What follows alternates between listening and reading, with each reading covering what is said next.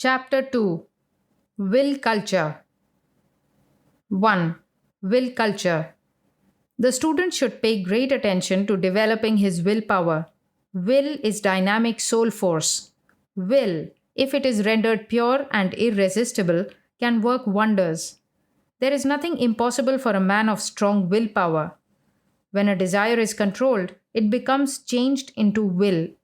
The sexual energy, muscular energy, anger, etc., are all transmuted into will force. The fewer the desires, the stronger the will. The will becomes impure and weak through the vasanas and desires.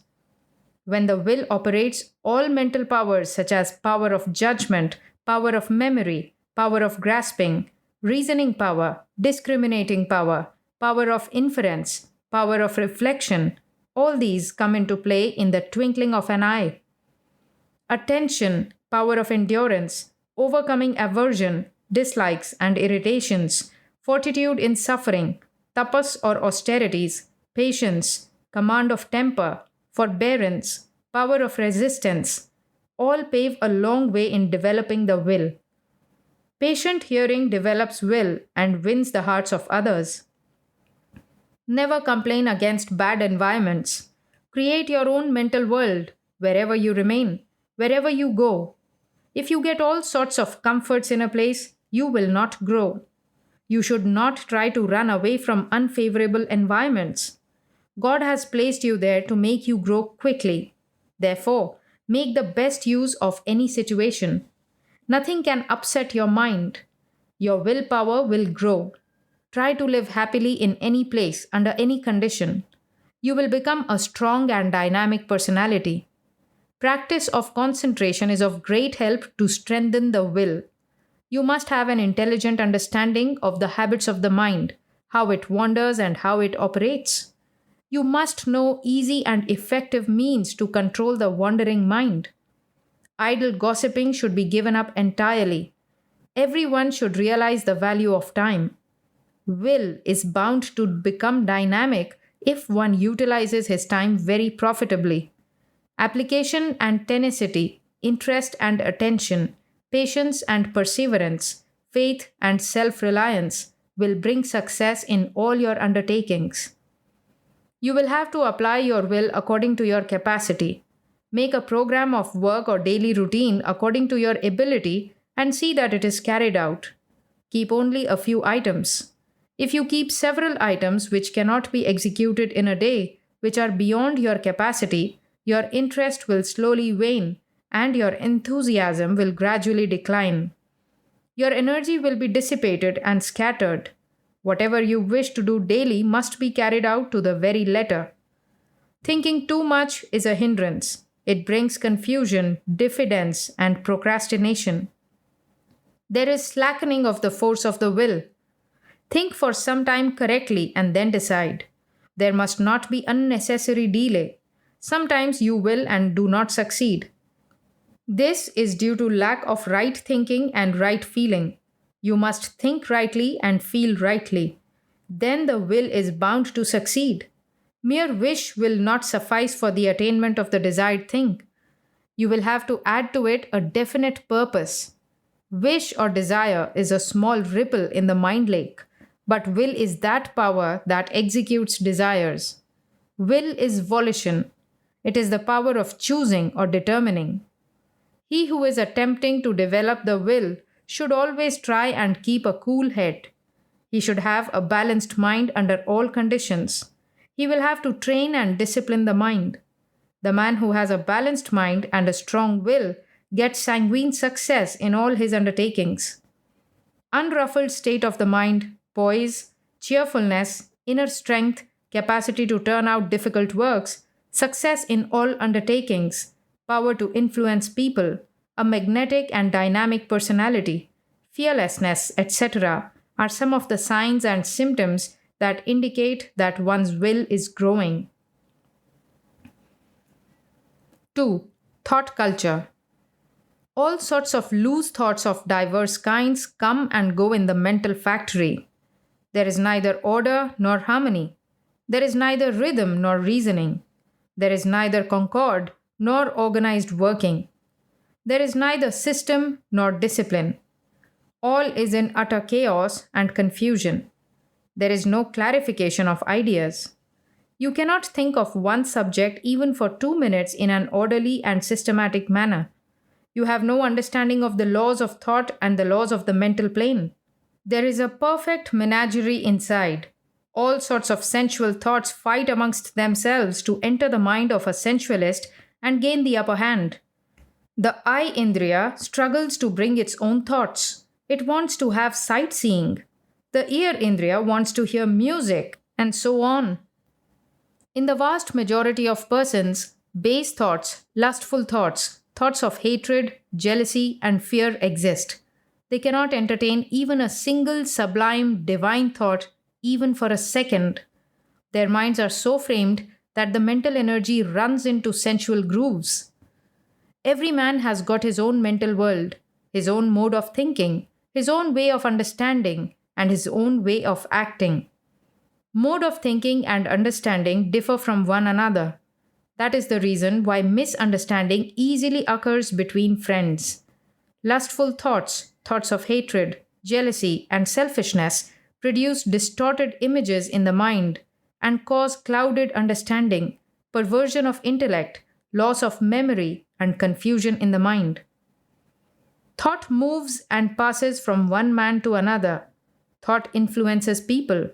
A man of powerful thought can readily influence people of weak thoughts. Telepathy is a branch of occult science wherein the yogi can transmit messages to any man in any part of the world.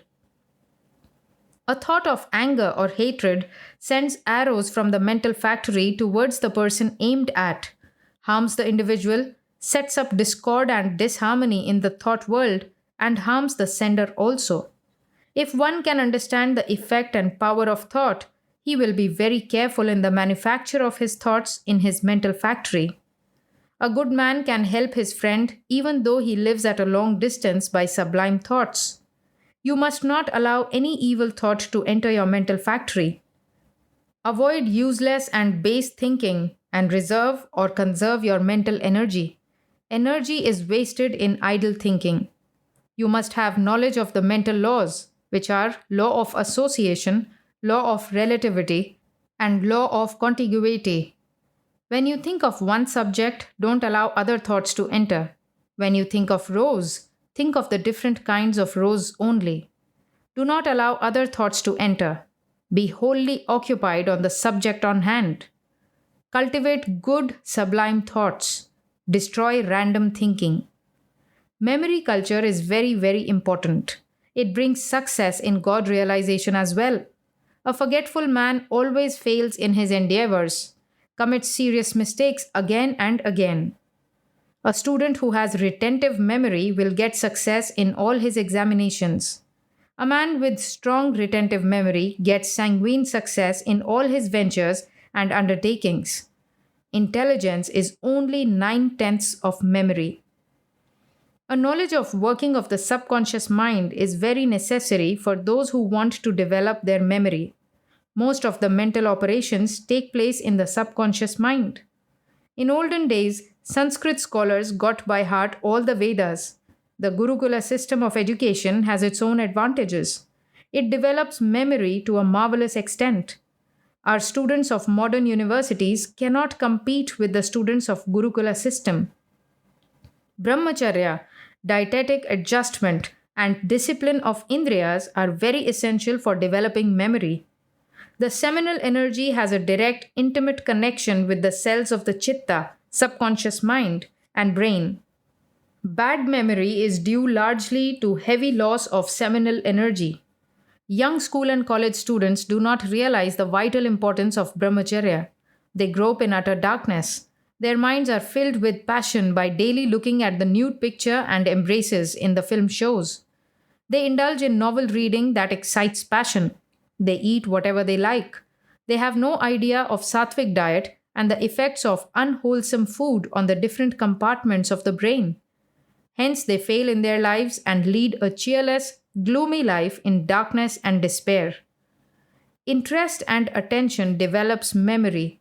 A doctor has got good memory in the remembrance of drugs in the materia medica because he has keen interest in the treatment of diseases. He cannot remember even a single item in matters relating to politics because he has no interest in the subject. A lawyer can remember all the rulings of the Allahabad High Court, Bombay High Court, and Madras High Court. He cannot remember a few things in a cricket match as he has no interest in it. You will have to create interest first in a certain subject, and the memory of things will automatically come. One should be in perfect knowledge of the subject and should have a general knowledge of all subjects. A versatile or all round nature is highly creditable or laudable. Try to become a versatile genius. A strong and retentive memory, a powerful will, and the practice of daily concentration and meditation will certainly make you a versatile prodigy. A strong man will have a good memory. A weak and delicate man of poor health will have a bad memory. Health plays an important part in memory culture. Therefore, try to keep a high standard of health, vigor, and vitality by proper food, exercise, and relaxation. Blessed is he who develops memory, for he will be a very successful man in the world and will attain God as he can remember him quite easily. Generally, people are very careless. They have no interest to learn higher things and to have a fund of knowledge. There are millions of people in India who cannot even sign their names. India, the land of rishis and sages, still abounds in ignorance when compared with America and the continent. Even a small boy who brushes and polishes a pair of boots in the streets of London and Paris knows politics, reads newspapers, and can discuss common things wisely. The masses of India are steeped in ignorance. The root cause is carelessness, indifference, and cold apathy. To get success in life, to become an able doctor or lawyer or a good successful businessman, the ears and eyes should be developed to an enormous extent. A blind man or a deaf and dumb man is practically a living dead man. All wealth and knowledge comes from the ears, eyes, and the organ of speech. Whenever you move about, you should be very alert. Try to remember the things that you have seen, heard, or read. You should develop the power of observation. Be very attentive. Attention helps observation. Bring the power of curiosity into play.